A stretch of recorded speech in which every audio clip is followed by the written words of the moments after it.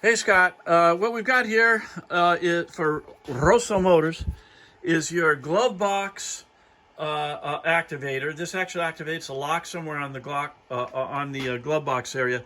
Inside here is a little tiny electric motor and some gears. And when the electric motor is activated, it pulls on the shaft. Go ahead and do it once for us there. Now, we don't have the advantage of knowing that if this is against a pull spring, like we have it here, or pushes against a push spring. In either case, the motor is operational on here. The gears are clean. We did not have to spend extra money and time and take this apart to look at them because they sound good, they feel good, they work.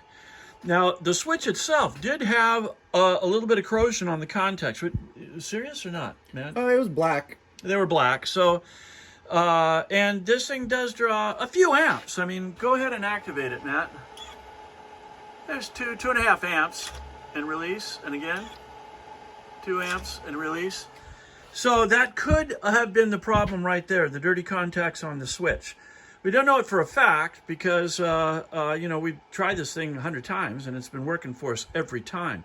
You might have bad connections somewhere in the wiring. I don't know. But right now, with cleaning the contacts on that switch, it's just been operating every time. So on a 12-volt circuit here. So we'll wait for your comments on that. Thank you very much for your attention.